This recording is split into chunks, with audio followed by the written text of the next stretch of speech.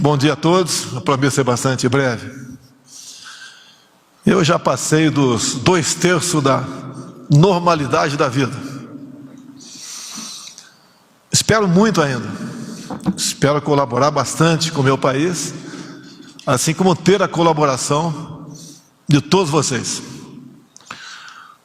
O Brasil será amanhã o que cada um de nós fizermos no dia de hoje.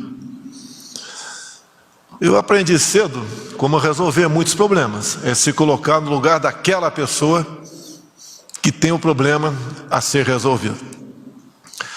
A gente vai aprendendo também aqui.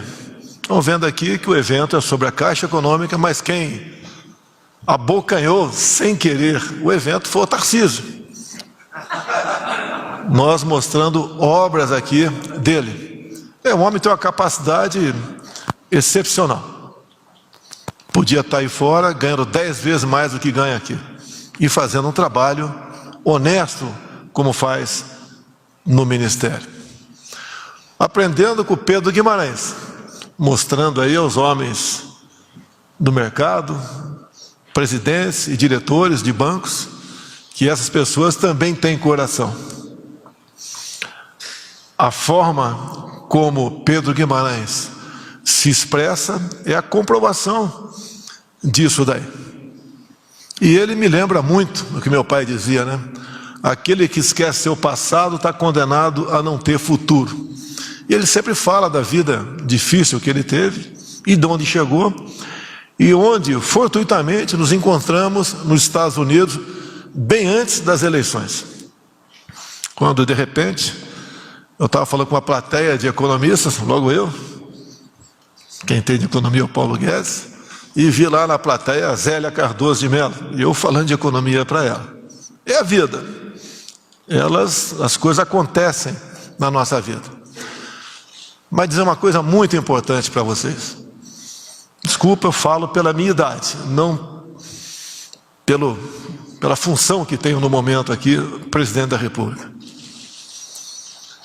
Não pensem que certas coisas só acontecem com o vizinho ou com os outros. Infelizmente, estas coisas podem acontecer com cada um de nós. Não pensem o que acontece com certos países no mundo não pode acontecer com o Brasil. Quem diria, nos anos 90, que a nossa riquíssima integrante da OPEP, Venezuela, também riquíssima em minerais, chegasse à situação que chegou hoje em dia. Assim acontece com outros países. E jamais, pelo amor de Deus, a não ser aquele que queira se entregar inteiramente ao serviço da sua pátria, a minha cadeira. Alguém pode reagir, né? Então renuncia. Se a facada fosse decisiva naquele momento, é só imaginar quem estaria no meu lugar. O perfil dessa pessoa, o seu alinhamento com outros países do mundo, em especial aqui da América do Sul, onde nós estaríamos agora. E o futuro do nosso Brasil passa por quem vocês um dia colocar, obviamente, para pilotar esse grande país. Estamos acompanhando já os debates antecipados para 22. Eu sou melhor? Não. Aqui mesmo tem dezenas de pessoas melhores do que eu.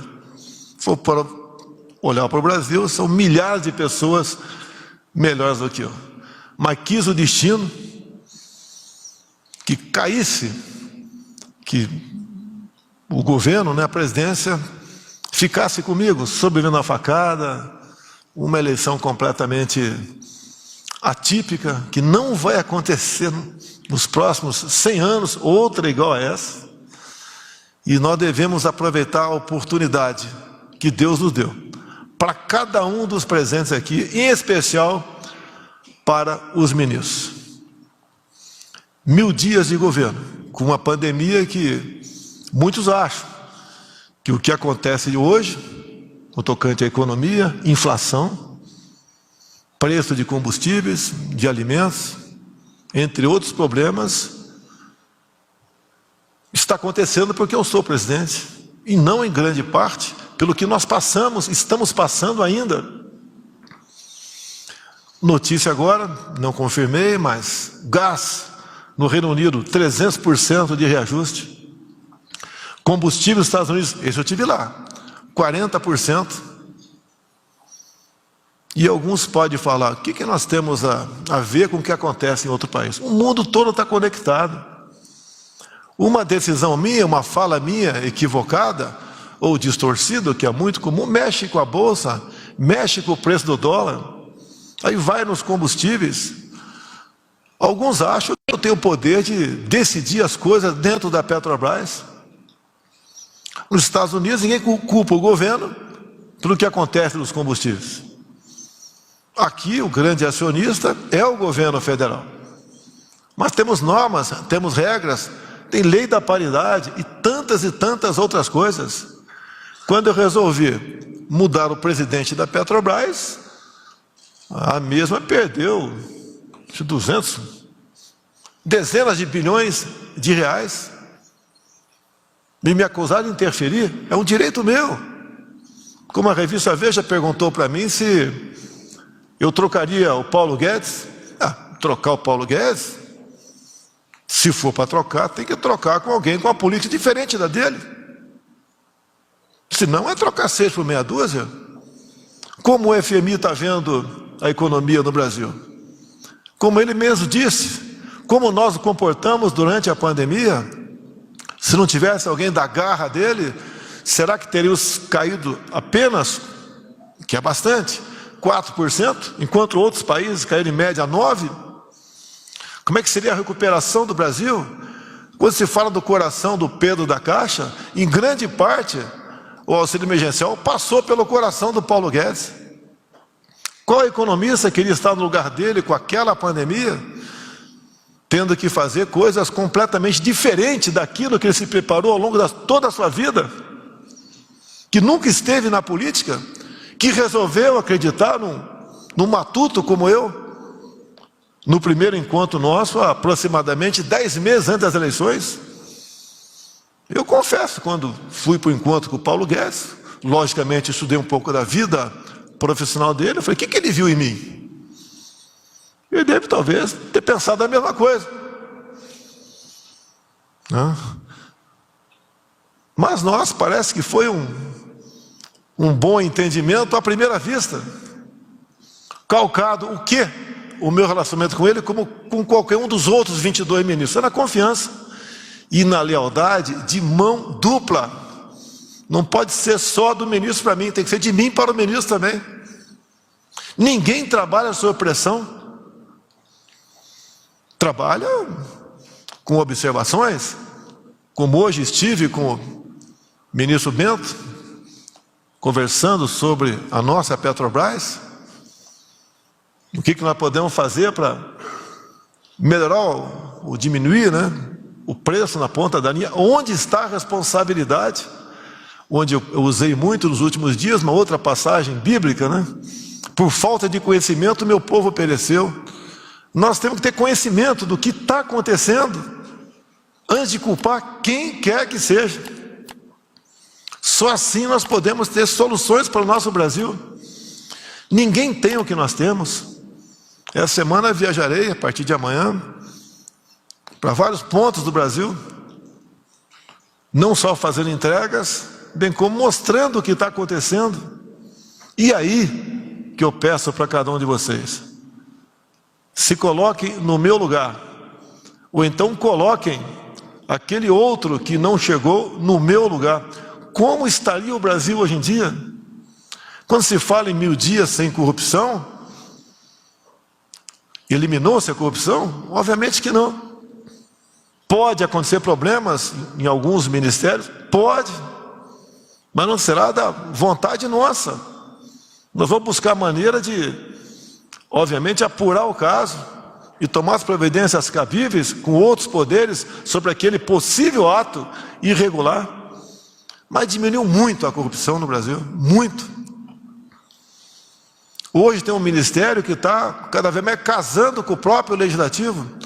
As pressões do passado, que eu fiquei 28 anos dentro da Câmara, eram enormes aqui, em governos anteriores. Hoje existe, mas bem menores. Estamos sobrevivendo, estamos vencendo. Se eu errar, pessoal, vocês pagam a conta. Cada vez mais nos preocupamos, hoje em dia, com liberdade. Assistimos a semana passada algo estarrecedor. Numa grande rede de televisão, num quadro conhecido como Liberdade de Opinião, um famoso jornalista foi demitido por sua opinião. Não tem coisa mais absurda do que isso. Para onde estamos caminhando? Nos Estados Unidos, na iminência de retornar para cá, chegou para mim, em primeiro lugar, o nome do Queiroga, né, que estava ali infectado. Eu fui no quarto do Queiroga. Estava arrumadinho, cheiroso, bonitinho, feliz. E daí, Queiroga, tudo bem contigo? Tomou vacina? Tomei. Eu costumo brincar com ele, né? Dormiu de máscara? Né? Ele sorriu. Todo mundo sabe que raramente ele tira a máscara. Falei, você está infectado. Infelizmente não vai poder viajar conosco. Eu não vou falar tudo que conversei com ele, mas me dirigi a ele e falei o seguinte: você vai seguir o protocolo do Mandetta, esperar sentir falta de ar para procurar um médico, ou vai partir para um medicamento outro qualquer agora? Não vou responder a vocês o que ele me disse. Não estou contra a vacina. Se tivesse contra, Paulo Guedes, não teria assinado a medida provisória de dezembro do ano passado, destinando 20 bilhões para comprar vacina. Mas nós respeitamos a liberdade. Por mais que me acusam de atos antidemocráticos, são apenas acusações, ninguém mais do que eu respeita o direito de todos. A vacina não pode ser obrigatória. Tereza Cristina tomou as vacinas e está em casa. O Bruno Bianco, a mesma coisa. O meu filho, Eduardo Bolsonaro, a mesma coisa. Ainda uma grande incógnita nisso daí. Prato feito para a imprensa dizer que eu sou negacionista. É a liberdade. Tem certas coisas que você tem ou não tem. E nós temos que, cada vez mais, garantir isso. E quem garante isso? Não é um homem, não sou eu. Apenas... imagine se outro cara que ficou em segundo tivesse aqui, já teria, Carla Zambelli, imposto o passaporte da vacina no Brasil ou não? Eu acho que não preciso responder para vocês, porque os seus assemelhantes e outros seus assemelhados em outros países, né, fizeram isso daí. Não tem coisa mais importante que a liberdade para todos nós. E como disse no começo, eu já vivi o suficiente. Lógico que não quero morrer hoje nem amanhã, espero ficar mais uns 20 e poucos anos vivo, com liberdade. E eu tenho obrigação hoje de fazer isso. As Forças Armadas estão aqui. Ali está a meu comando? Sim, é meu comando. Se eu der uma ordem absurda, elas vão cumprir? Não. Nem a mim, nem a governo nenhum. E as Forças Armadas têm que ser tratadas com respeito. Quando criaram a defesa em 99, não foi por uma necessidade militar. Foi por uma imposição política para tirar os militares desse prédio. Alguns criticam que eu botei militar demais, mais até proporcionalmente do que os governos de Castelo Branco a Figueiredo. Sim, é verdade, é o meu ciclo de amizade. Assim como de outros presidentes, foram de outras pessoas. Era o ciclo de amizade deles. Comparem hoje, todos os nossos ministros, incluindo os civis, com que nos antecederam. É simples. Queremos a volta disso? O Ministério do passado do transporte, hoje, em infraestrutura, que eu comecei falando aqui, comparando o Tarcísio aí com o evento em si, que é do Pedro Guimarães, era um foco de corrupção e escândalo semanal. É difícil a gente trabalhar certo? É. Porque as pressões são enormes contra você. Cada vez que a gente toca fogo no ninho de rato, né, Paulo Guedes? O pessoal se volta contra a gente.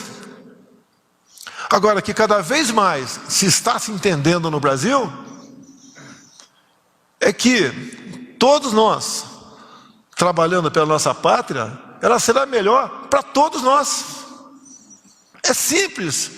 Não adianta você ter um container de dólar dentro de casa, se você não tem paz para ir para a rua. De nada vale dessa maneira. Saudades que eu tenho de minha vida de 3 anos atrás, tenho. Que eu podia pegar um calção com a minha filha de 8 anos e passear na praia da Barra da Tijuca, ou ir na padaria tranquilo. Perdi esse direito? Estou reclamando? Não. Estou fazendo isso pela minha filha de 10 anos de idade. Se não fosse isso, não estaria valendo a pena. Como disse quem me antecedeu há pouco aqui, resiliência, ataques, não é fácil. Mexe comigo, tudo bem, mas quando mexe com a família, com quem está próximo da gente, quando chega secretário reclamando, mais um processo, né? Mais uma denúncia, mais uma investigação, mais um inquérito, a gente vê que não tem nada. É simplesmente, pelo que tudo indica, é tráfico de influência de terceiros para tentar derrubar o governo. Derrubar, acredito que não derrube. Não fizemos, eu e acredito meus ministros, fizemos nada de errado. Agora tem um desgaste para o futuro. Vai disputar a reeleição ou não? Eu não vou entrar nessa guerra ainda. Agora, eu fora de combate, quem sobra para o outro lado? Tem alguém do perfil semelhante ao meu? Alguns podem perguntar, graças a Deus não tem. Então eu não tenho que debater contigo. Você já sabe qual é o filme do futuro, porque você viveu 14 anos passado esse filme. E pode ter certeza, não serão apenas mais 14 anos, serão no mínimo 50. É isso que nós queremos para a nossa pátria? Com todo respeito a todos aqui, existe algum problema em alguém ter acesso à minha pessoa, a conversar? Existe da minha parte o rotundo não para coisas que podem ser boas para o país? É muito, mas muito mais fácil eu estar do outro lado. Em grande parte, quase todos aqui estão voluntariamente aqui. Os meus ministros estão voluntariamente, foram convidados. Mas nós temos um percurso. Temos muitos obstáculos. São intransponíveis? Não. Mas depende do entendimento de cada um. Alguém acha que eu não queria a gasolina a R$4 ou menos? O dólar 4,50 ou menos? Não é maldade da nossa parte, é uma realidade. E tem um ditado que diz: nada não está tão ruim que não possa piorar. Nós não queremos isso, porque temos o coração aberto. E tem uma passagem bíblica, um resumo de uma passagem bíblica também, que diz: nada temeis, nem mesmo a morte, a não ser a morte eterna. Né, Damares? Essa a gente não sabe. De onde viemos, para onde iremos. Longe de eu querer ser pastor ou padre aqui, apesar do meu nome Messias. Mas é uma coisa que todos nós saberemos que um dia iremos embora. O bilionário não levará nada, e aquele que só tem a roupa do corpo também não levará essa roupa. Peço a Deus que abençoe o nosso país e amoleça o coração de cada um de nós para o bem da nossa pátria. Muito obrigado.